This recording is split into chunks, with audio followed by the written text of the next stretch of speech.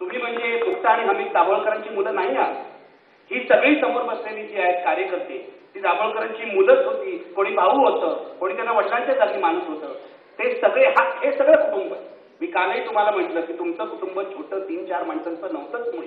तुमचं कुटुंब हे महाराष्ट्रभर पसरलेलं होतं आणि या सगळ्या कुटुंबाला घरातली करती मुलं म्हणून तुम्ही धडा घालून दिलेला आहे की आता गप्प बसायचा काळ संपलेला आहे, आता रडत राहण्याचा काळ संपलेला आहे, आता निर्धार करून अधिक पुढे जाण्याचा काळ आहे. मित्रो, आजची तारीख तुम्हाला निश्चितपणे माहिती असेल. आज 28 ऑगस्ट 2013 आहे. बरोबर 50 वर्षापूर्वी अमेरिकेमध्ये मार्टिन ल्युथर किंग नावाच्या एका परिवर्तनवाद्याने वॉशिंग्टन मार्च काढला होता. 10 लाख लोक त्या वॉशिंग्टन शहरामध्ये मोर्चा घेऊन अत्यंत शांततामय पद्धतीने गेले होते, ज्यांच्यावर वर्षानुवर्ष अत्याचार झाला होता. अ मिलियन मार्च असं त्याला म्हणतात. आज तोच दिवस आहे आणि आज हा मार्टिन ल्युथर किंगचा दिवस, मिलियन मार्चचा दिवस, वॉशिंग्टन मार्चचा दिवस अमेरिकेत मोठ्या प्रमाणावर साजरा होतोय. आणि दुर्दैवाची गोष्ट म्हणजे त्याच दिवशी आज भारतामध्ये आपल्याला डॉक्टर नरेंद्र दाभोलकरांच्या या निर्धाराची सभा घ्यावी लागते.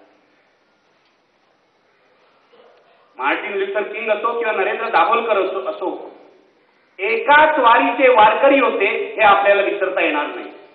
म्हणून तुम्ही ही सभा ठेवताना आज 28 ऑगस्ट आहे हा विचार केला होता की नाही मला माहित नाही. कारण बरोबर आज 50 वर्ष पूर्ण होत आहेत या मिलियन मार्चला, वॉशिंग्टन मार्चला. मार्टिन ल्युथर किंगनी या मार्च समोर जे भाषण केलं ते जगप्रसिद्ध आहे, ते इतिहासात नोंदलं गेलं आहे आणि ते तुमच्या कानात गुंजत असेल कारण अनेक वेळेला ते टेलिव्हिजनवरून दाखवण्यात आलेलं आहे. अमेरिकेचे अध्यक्ष ओबामा झाले तेव्हा ते भाषण दाखवण्यात आलं होतं. त्या भाषणाचे शब्द होते, I have a dream, I have a dream. आणि ते स्वप्न जे आहे ते मी साकार करणार आहे असा मार्टिन ल्युथर किंग आपल्याला 28 ऑगस्ट 1963 रोजी वॉशिंग्टनमध्ये 10 लाख लोकांसमोर सांगत होता.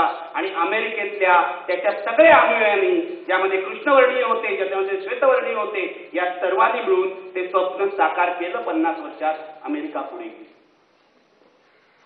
डॉक्टर नरेंद्र दाभोलकर नावाच्या व्यक्तीने नाही तर विचारांनी असं स्वप्न मनी बाळगलं होतं की हा देश विवेकवादी करायचा. हे एकट्या दाभोलकरांचं स्वप्न नव्हतं, हे आपल्याला आपल्या सगळ्या चळवळीतून परंपरेने आपल्याला मिळालेलं स्वप्न. हेच स्वप्न आंबेडकरांचं होतं, हेच स्वप्न शाहू महाराजांनी पाहिलेलं होतं, हेच स्वप्न महात्मा फुलेंनी पाहिलेलं होतं, हेच स्वप्न प्रबोधनकार ठाकरेंनी पाहिलेलं होतं, हेच स्वप्न महात्मा गांधींनी पाहिलेलं होतं. लक्षात घ्या. आणि आज जेव्हा वॉशिंग्टन मार्चला 50 वर्ष होत असताना डॉक्टर नरेंद्र दाभोलकरांची ही निर्धार सभा आपण घेतो आहोत. आपल्याला पुन्हा एकदा निर्धार केला पाहिजे. आमचं स्वप्न आहे जिथे तिरस्कार असणार नाही, जिथे विषमता असणार नाही, जिथे वैमनस्य असणार नाही, जिथे केवळ समता नांदेल आणि सर्वांना न्याय मिळेल असा समाज निर्माण करण्याचं, या स्वप्नाला परिपूर्ण करण्याचा, स्वप्न अस्तित्वात आणण्याचा निर्धार आपण या दिवशी आज केला पाहिजे. आंतरराष्ट्रीय संदर्भ असतात ते विसरून चालणार नाही, राष्ट्रीय संदर्भ असतात ते सुद्धा विसरून चालणार नाही. आणि मला सांगायला इथे बरं वाटतंय, हा शब्द सुद्धा मला बरा नाही वाटत आहे, पण डॉक्टर दाभोलकरांची गेल्या मंगळवारी हत्या झाली आणि मी वाचत होतो हिंदू नावाच्या दैनिकामध्ये तामिळनाडूतले रॅशनलिस्ट कार्यकर्ते एकत्र आले, कर्नाटकातले रॅशनलिस्ट कार्यकर्ते एकत्र आले, बिहार मधले पुरोगामी कार्यकर्ते एकत्र आले आणि त्यांनी सांगितलं महाराष्ट्र हे पहिलं राज्य आहे, असा जादूटोणा विरोधी वटहुकूम काढणारं आमच्याही राज्यात तो झाला पाहिजे, म्हणून प्रयत्न करू. हा डॉक्टर नरेंद्र दाभोलकर आणि अंधश्रद्धा निर्मूलन चळवळीचा विजय आहे. लक्षात घ्या. तेव्हा दुःख असतं, वेदना असते, पण वेदनेचं ज्वालेत रूपांतर होणं हे अतिशय आवश्यक असतं. आणि आज ही सभा ही निर्धार सभा आहे. आज दुःख व्यक्त केलेलं आहे आपण, वेदना व्यक्त केलेली आहे, पण वेदनेच्या पलीकडे जाऊन आम्ही हटणार नाही, आम्ही हरणार नाही, हे पुन्हा एकदा सांगण्याची वेळ आलेली आहे. गेल्या मंगळवारी सकाळी 7:15 वाजता ही भयंकर घटना घडली. मी तुम्हाला प्रामाणिकपणे सांगतो, 35 वर्ष आता पत्रकारितेत गेल्यावर रोज घटना, दुर्घटना अंगावर आदळत असतात. मन निबर झालेलं असतं. कारण त्याचा मनावर जर रोज परिणाम करून घेतला तर डोकं ठिकाणावर राहणार नाही अशी अवस्था. पण 35 वर्ष पत्रकारितेत घालवल्यावर मी आज इथे तुम्हाला प्रामाणिकपणे सांगतो, आणि आज सकाळी अंधश्रद्धा निर्मूलन समितीच्या पत्रिकेला जो लेख मी दिला त्याच्यातही हे लिहिलेलं आहे की गेला आठवडा माझ्या दृष्टीने अक्षरशः काळा आठवडा होता. 2 मित्र माझे गेल्या आठवड्यात. रविवारी अरविंद आडारकर गेला, मंगळवारी नरेंद्र दाभोलकर गेले, आणि गुरुवारी एका निष्पाप मुलीवरच्या बलात्काराला तोंड देण्याची पाळी माझ्यासारख्या पत्रकारावर. अत्यंत वाईट, अत्यंत दुःखदायी असा हा गेला पूर्ण आठवडा होता. काम करावं लागतं. मंगळवारी सकाळी 7:15 बातमी आल्यानंतर 9 वाजता मी माझ्या कार्यालयात पोहोचलो. टेलिव्हिजनच्या स्क्रीनवर उभा राहिलो, पण मन साऱ्यावर नव्हतं. मला माझे सहकारी विचारत होते, सर तुम्ही आज ठीक दिसत नाही, हवं तर तुम्ही टेलिव्हिजनच्या पडद्यावर येऊ नका, मागून आम्हाला सांगा, आम्ही सगळं करू. ते समर्थ आहेत सहकारी. निखिल वाघाळे हा रडणारा माणूस नाही, पण त्या दिवशी डोळ्यातून आपोआप अश्रू आले. हे अश्रू केवळ दुःखाचे नव्हते मित्रांनो, हे अश्रू होते त्या संतापाचे, हे अश्रू होते त्या रागाचे, की आम्ही या भारतीय घटनेवर प्रेम करतो, आम्ही ही घटना जगावी म्हणून दिवस रात्र एकत्र करतो, आम्ही डॉक्टर आंबेडकरांचा आदर्श मानतो, आणि त्या घटनेने दिलेले अधिकार जगवण्यासाठी, ते अधिकार प्रस्थापित करण्यासाठी जो आमचा नरेंद्र दाभोलकर नावाचा मित्र लढत होता, त्याला ही घटना आणि घटनेचे रक्षक वाचवू शकले नाही. 1971 पासून माझा या सगळ्या चळवळीशी संबंध राहिलेला आहे. 71 ते 2013 हा सगळा काळ पटकन नजरेसमोर गेला. 71ला जी लढाई होती ती लढाई आज अधिक आवश्यक आहे, अधिक कठीण झाली आहे. तुम्हाला धर्मांध शक्तींविरुद्धची लढाई आहे, जातीयवादी शक्तींविरुद्धची लढाई आहे, जादूटोणा करणाऱ्या,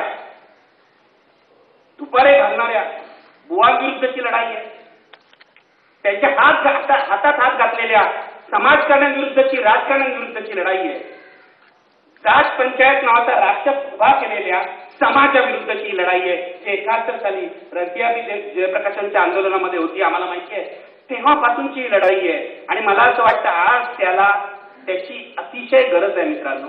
आणि मगाशी युवराज म्हणाल त्याच्याशी मी सहमत आहे. मी तुम्हाला हात जोडून कळकळीने विनंती करतो, खरंच जगायचं असेल, खरंच इंडिया नावाची आयडिया ऑफ इंडिया ज्याला म्हणतात, भारत नावाची संकल्पना जर जिवंत ठेवायची असेल तर आता घरात बसून चालणार नाही, बाहेर या, आपल्याला जमेल ते काम करूया, पण आपण हे सगळे मिळून ही भारत नावाची संकल्पना जगूया. 6 डिसेंबर 1992चा दिवस या देशात पुन्हा येणार नाही, 12 मार्च 1993चा दिवस या देशात येणार नाही, हे पुन्हा एकदा पाहू. मला ही लढाई अधिक गुंतागुंतीची झालेली दिसते, कारण जे स्वतःला धर्मनिरपेक्ष मानतात, जे सत्तेत असतात, सत्तेचा वाटा मिळवतात, त्यातलेच काही लोक दुसऱ्या बाजूला शत्रू पक्षाला जाऊन मिळालेले मला दिसतात.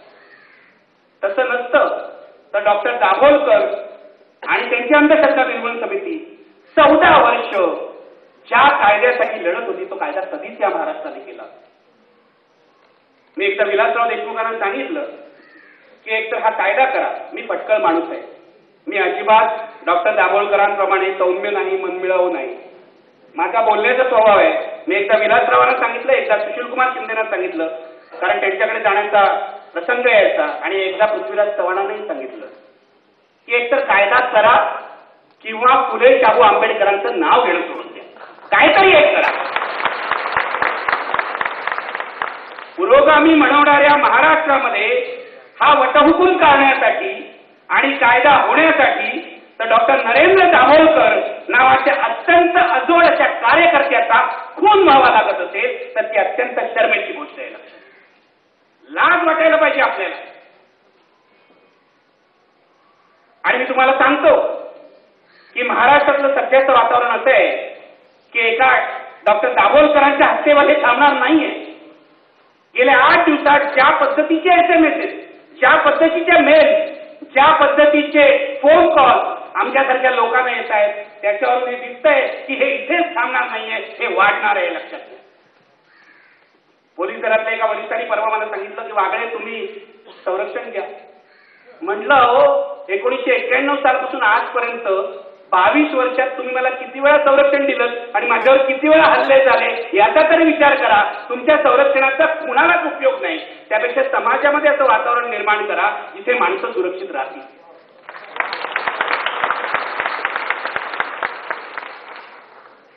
हल्ले होतील, धमक्या दिल्या जात आहेत, फोन केले जात आहेत आणि जोपर्यंत महाराष्ट्र सरकार या धर्मांध प्रवृत्तींना वेतन घालणार नाही, माझं म्हणणे बंदी घालायची की नाही पुढे बघू. तुम्ही आहे अस्तित्वात असलेल्या कायद्यांचा तर वापर करा. युवराजी सनातनचं नाव घेतलं, मी हिंदू जागरण समितीचं घेतो, मी हिंदू राष्ट्र सेनेचं नाव घेतो. नावं वेगवेगळी असतील पण सनातन पासून ते जात पंचायतीपर्यंत सगळ्या प्रवृत्ती एक आहेत हे लक्षात घेतलं पाहिजे. आणि डॉक्टर दाभोळकरांचा खून यापैकीच कोणत्या तरी प्रवृत्तीनं केलाय याविषयी माझ्या मनात शंका नाही. खोपडे तर पुढे बसलेले, मी त्यांना कालच्या कार्यक्रमात विचारलं, कारण मला हा विश्वास वाटत नाही. खोपडे सर, तुमच्यासारखे पोलीस अधिकारी जे आमचे मित्र आहेत त्यांच्याविषयी आम्हाला आदर आहे. अनेक पोलीस अधिकारी आहेत की जे आमचे मित्र आहेत आणि ज्यांच्याविषयी खरंच आम्हाला आदर आहे. पण पोलीस दल धर्मांध झालेलं, जातीय झालेलं आम्ही 1992 पासून पाहतो. 1992 पासून मी तुम्हाला सांगतो मुंबईच्या दंगलीमध्ये काय झालं. मुंबईची दंगल संपल्यानंतर मुंबईतल्या वरळीतल्या नॅशनल स्पोर्ट्स क्लबमध्ये, हे मी माझ्या पुस्तकात श्रीकृष्ण आयोगावरच्या लिहिलेलं आहे, त्यावेळेला जे ताबडतोबीने आले होते पोलीस आयुक्त सतीश शहानी यांनी एक बैठक घेतली होती. रिपेरे होते, आम्ही सगळ्या वर्तमानपत्राचे संपादक होतो. माझ्या आठवणीत जर बरोबर असेल तर सुशोभा बर्वे तिथे होत्या. आणि काय करायचं, दंगलीची ही परिस्थिती बदलण्यासाठी काय करायचं असा प्रश्न आम्हाला सतीश शहानीने विचारला. मी त्यांना म्हटलं, शहानी साहेब, पहिल्यांदा जर काय करायचं असेल तर तुमच्या पोलीस दलाचं मनपरिवर्तन करावं लागेल. कारण मी ज्या डोळ्याने दंगलीमध्ये बघितलंय की पोलीस दुकाने लुटत होते, पोलीस मुसलमानांवर हल्ले करत होते, हे मी माझ्या डोळ्यानं बघितलेलं आहे. पोलीस आयुक्त माझ्यावर चिडले. मला म्हणाले, तुम्ही असं कसं म्हणू शकता? अहो म्हटलं, मी माझ्या डोळ्यांनी बघितलंय. माझं कार्यालय जिथे होतं महानगरचं, त्याच्या समोरचं दुकान पोलिसांनी उघडून दिलं आणि त्यावर 10 वेळा हल्ले झालेले मी पाहिले. या पोलीस दलावर मी विश्वास कसा ठेवू? माझ्या बाजूला रिबेरो बसले होते. रिबेरो साहेब हे पोलीस दलाचं आदरणीय व्यक्तिमत्व आहे. त्यांनी आमचा दोघांचा वाद ऐकला आणि ते म्हणाले, mister Sahani, what Nikhil is saying is perfectly right. हेच झालेलं आहे पोलीस दलाचं. आणि मला आजही ही शंका उपस्थित करावीशी वाटते. मला माफ करा, पोलिसांवर विश्वास ठेवायचा आहे मला, पण कसा ठेवू विश्वास? ज्याचं मन स्वच्छ नाही, ज्याचे हात स्वच्छ नाही, त्याचा विश्वास कसा ठेवू मला सांगा. मला ठेवायचं आहे, मला हवंय तुमचं संरक्षण. कारण मी एक सामान्य नागरिक आहे, माझ्यावर बलात्कार झालेला, माझा खून झालेला मला नको आहे. पण जिथे दाभोळकरांचा खून झाला त्या स्पॉट पासून पोलीस चौकी किती अंतरावर आहे बघावं. मोटरसायकलवरून 2 लोक आले आणि गोळे घातल्या, मागून गोळे घातल्या. पोलीस चौकीतले पोलीस काय करत होते मी तुम्हाला सांगतो.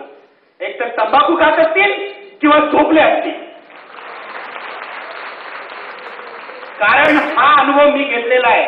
महानगरच्या कार्यालयासमोर पोलीस चौकी होती, तरी ज्या वेळेला महानगरच्या कार्यालयावर हल्ला झाला पोलीस चौकीतून कुणी आलं नाही. लक्षात घ्या. माझ्या मनात ही शंका आहे की महाराष्ट्रातले सगळे पोलीस असं मी म्हणणार नाही, पण बहुसंख्य पोलीस यांची या धर्मांध जातीय राजकीय शक्तींची हातमिळवणी झाली आहे का? युवराज मोहितीशी मी 100% सहमत आहे. कारण पत्रकार म्हणून जे तुम्हाला समोर दिसत नाही त्या पडद्यामागच्या गोष्टी आम्हाला माहिती असतात. कशा प्रकारे धर्मांधतेने आणि जातीवादानं पोलीस दल पोखरलेलं आहे आणि अकार्यक्षमतेनं. मी पुण्याच्या पोलीस आयुक्तांना एवढीच हात जोडून नम्र विनंती करतो की तुम्ही जर दाभोळकरांचे खुनी आणि खरे खुनी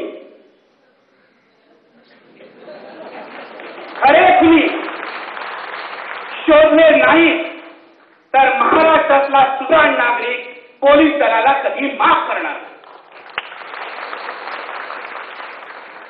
खरे खुनी हे माझ्या अर्थासाठी म्हणतोय की काल किरण मोगे म्हणाल्या ते सत्य आहे. माझ्या कार्यक्रमात म्हणाल्या दत्ता सामंतांचा खून झाला, त्याआधी कृष्णा देसाईंचा खून झाला, नागासोबत नवनीत सिंगचा खून झाला, आमचा मित्र तळेगावला सतीश शेट्टीचा खून झाला. कुठेच खरी खुनी, कुठे? आणि खुनी शोधता म्हणजे काय करता? कोणत्या तरी सुपारी किलरला पकडता. त्या किलर मागचा जो मास्टर माइंड आहे त्याला कधी पकडणार आहात?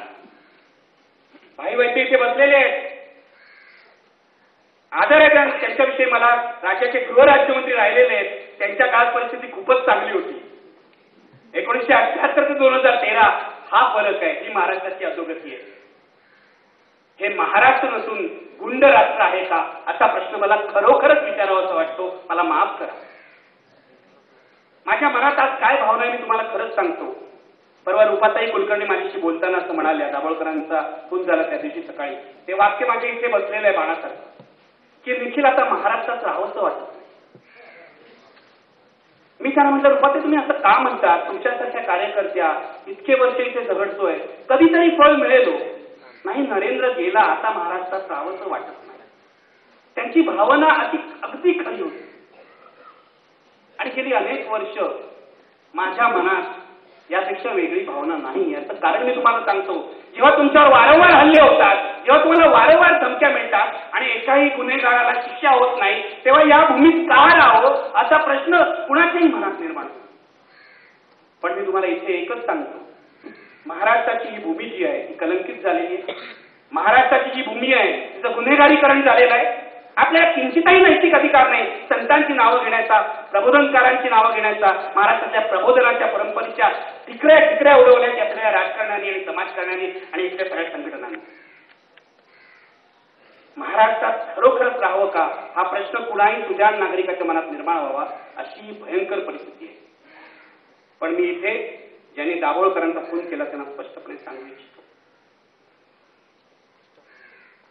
तुमच्यामुळे ही परिस्थिती निर्माण झालेली, सरकारमुळे ही परिस्थिती निर्माण झालेली आहे.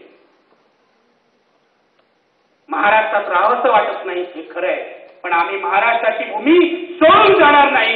रक्ताचा शेवटचा थेंब मतेपर्यंत लढत राहू, शांततेच्या मार्गाने लढत राहू, गौतम बुद्धाच्या मार्गाने लढत राहू, महात्मा गांधींच्या मार्गाने लढत राहू, विवेकवादाने लढत राहू. महाराष्ट्र सोडून जाणार नाही, पळ काढणार नाही. तुम्हाला नेस्तनाबूत विचारांच्या मार्गाने करण्याचा निश्चितपणे प्रयत्न करू. तोच आमच्या मित्राला मी श्रद्धांजली म्हणत नाही, तोच आमच्या मित्राला खरा सलाम असलेले लक्षात घ्या. आज आपली जबाबदारी वाढलेली आहे. कोण होता हा आमचा मित्र डॉक्टर नरेंद्र दाभोळकर? मला आठवतं गेले 30 वर्ष या माणसाशी माझा परिचय होता. आणि जेव्हा त्याचा खून झाला मी विचार करायला लागतो, माझ्या तर लक्षात आलं आपण किती मोठा माणूस गमावलाय. दाभोळकरांसारखी माणसं सहसा जन्माला येत नाही ते लक्षात घ्या. हा माणूस म्हणजे 5 व्यक्ती होत्या, 5 व्यक्ती. हा एक व्यक्ती नव्हता. असं एक अफलातून रसायन होतं की ज्याच्यामध्ये विचार होते, विचारांची स्पष्टता होती. आपल्याकडे एकतर विचारांची स्पष्टता असते किंवा संघटन कौशल्य असतं. या माणसामध्ये या दोन्ही गोष्टी होत्या. विचारांची स्पष्टता होती, संघटन कौशल्य होतं. तिसऱ्या बाजूला चळवळीला आर्थिक बाजू असते आणि ती धडपणे सांभाळावी लागते याची समज होते, हे लक्षात घ्या. चौथ्या बाजूला वर्तमानाचं भान होतं, पण वेद भविष्याचा घेत होती त्यांची नजर. म्हणूनच अंधश्रद्धा निर्मूलन समितीने नवी टेक्नॉलॉजी वापरली पाहिजे याचा आग्रह ते सतत धरत होते. नाही, किती या माणसाच्या व्यक्तिमत्वाचे पैलू आहेत तुम्ही विचार करा. काय आपण गमावलंय, काय गमावलंय आपण? म्हणजे ज्यांनी त्यांचा खून केला त्या करंट्यांना हे कळणार नाही काय गमावलं या महाराष्ट्राने, या भारताने. असे कार्यकर्ते आता निर्माण होणं सुद्धा कठीण आहे. मी तुम्हाला सांगतो खरंच काय गमावलंय आपण. आणि मी तुम्हाला एक गोष्ट सांगतो, अशा अजोड व्यक्तिमत्वाच्या डॉक्टरांची या हल्लेखोरांना भीती वाटली म्हणून त्यांनी गोळी घातली. नेहमी लक्षात ठेवा, बदमाश, गुंड, हल्लेखोर हा डरपोकच असतो. तो मागूनच गोळी मारतो. त्याप्रमाणे मागूनच 4 गोळ्या मारल्या, त्यातल्या 2 डॉक्टर दाभोळकरांच्या डोक्यात लागल्या.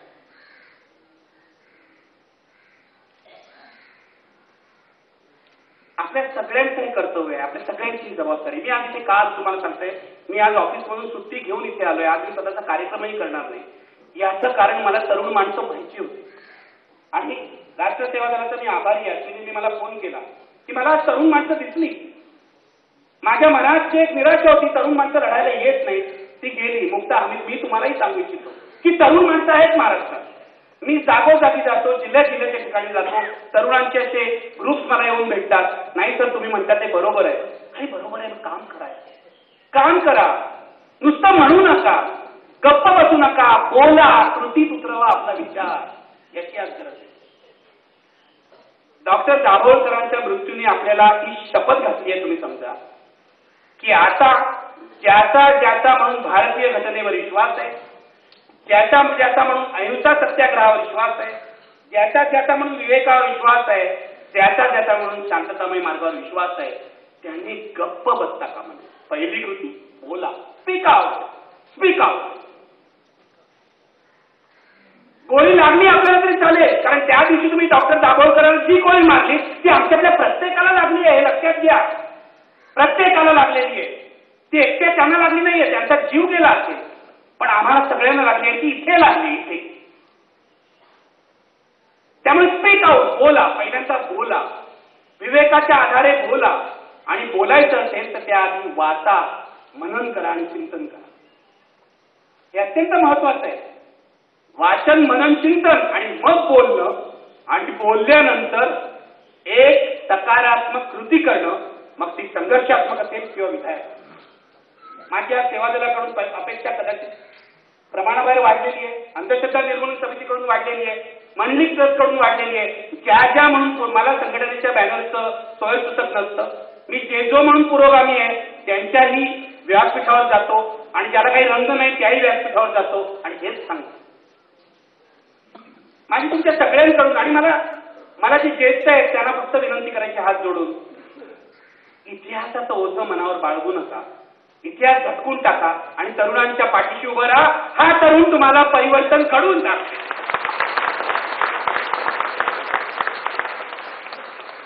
माझ्या आयुष्यामध्ये गेल्या 35 वर्षामध्ये पत्रकारितेमध्ये मी 3 ठिकाणी तरुणांच्या टीम बरोबर काम केलं, आणि ह्या तरुणांच्या शक्तीमुळे, त्यांच्या ऊर्जेमुळे जे यश मिळालं ते तुम्ही बघताय.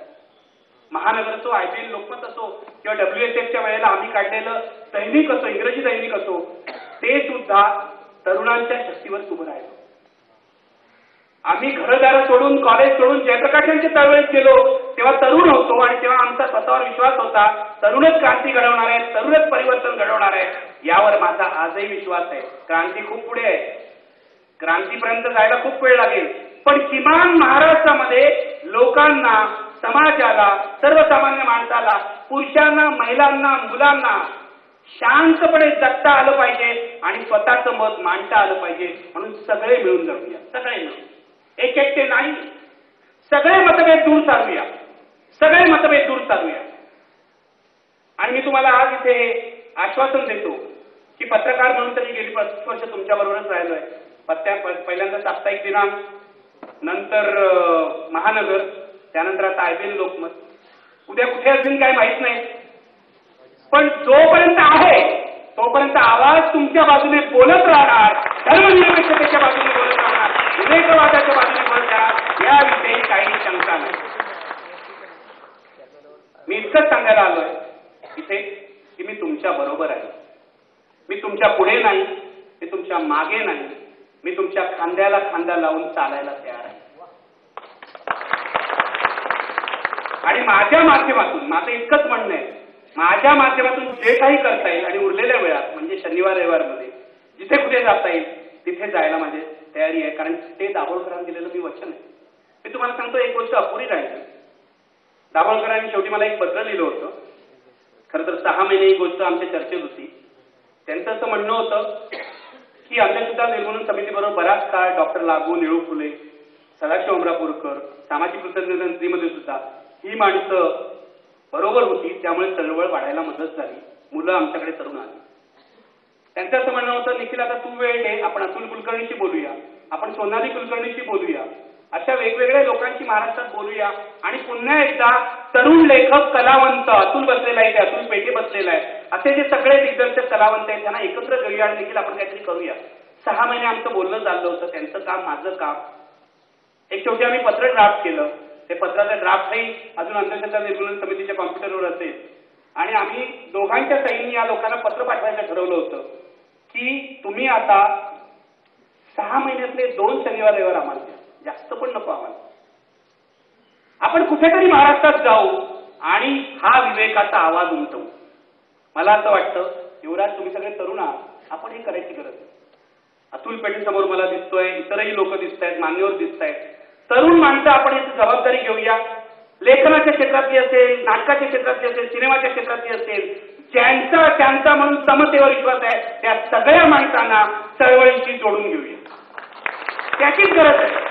आणि मी तुम्हाला हे अशासाठी सांगतोय की डॉक्टर दाभोलकर असते आज तर आम्ही तेच केलं असतं, कदाचित ते असे साकार झालं असतं. आज ते साकार न होणं हा मी डॉक्टरांचा अपमान मानतो. म्हणून अधिक वेगाने, अधिक आग्रहाने ते केलं पाहिजे असं मी तुम्हाला एवढंच सांगतो की पुढचं वर्षभर किंबहुना हा ऑगस्ट महिना आहे, पुढचं 1.5 वर्ष देशाच्या दृष्टीने अत्यंत कठीण आहे. देशात कोणत्या शक्ती सत्तेवर येतील हे आपल्याला माहिती नाही. आणि ज्यांनी नथुराम गोडसेच्या मार्गाने गांधीजींचा खून केला, देशात विषारी वातावरण निर्माण झालं, त्या शक्ती जर पुन्हा एकदा सत्तेवर आल्या तर मला भीती आहे की पुन्हा एकदा 1991-92चं वातावरण देशात निर्माण होतं की काय. हळूहळू तो धर्मांध अजेंडा कसा राबवला जातोय हे परवाच आपण उत्तर प्रदेशामध्ये 84 कोसी यात्रेवरून दिसले. हे वाढत जाणार आहे. पुढच्या मे महिन्यामध्ये लोकसभा निवडणुका होतील, नोव्हेंबरमध्ये विधानसभा निवडणुका येतील. हे धर्मांध जातीय वातावरण, हे असहिष्णुतेचं वातावरण वाढत जाण्याची शक्यता अशासाठी आहे की आता दोन्ही पक्षांना फायदा होतोय. लक्षात, मतांचं विभाजन होतं, लोक धर्म आणि जातीच्या नावावर मतदान करू लागतात आणि आता आपापल्या परीने दोन्ही प्रमुख पक्षांना आणि इतर छोट्या छोट्या पक्षांना फायदा होतो. त्यामुळे हे राजकारण भारतामध्ये अधिक पुढच्या 1.5 वर्षात प्रखर होईल अशी भीती मला आहे. म्हणून मी म्हटलं डॉक्टर दाभोलकरांचा खून झाला असता नाही, तो आपल्यापैकी कुणाचाही होऊ शकतो. दलित पॅन्थरच्या आमच्या चळवळीमध्ये एक घोषणा होती, 100 दिवस शेळीचं जगणं जगण्यापेक्षा 1 दिवस चित्त्यासारखं जगूया. मला असं वाटतं की चित्त्यासारखं जगायला आपण शिकूया. पुन्हा आपण जगत होतो, आपण विसरलो मध्ये, आपण निराशावादी झालो. नाहीये महाराष्ट्रातली धर्मनिरपेक्षतेची चळवळ, विवेकवादाची चळवळ संपलेली नाहीये. आज इतकी माणसं इथे आहे आणि मला असं सांगितलेलं आहे की महाराष्ट्रातल्या शहरातून लोक आले.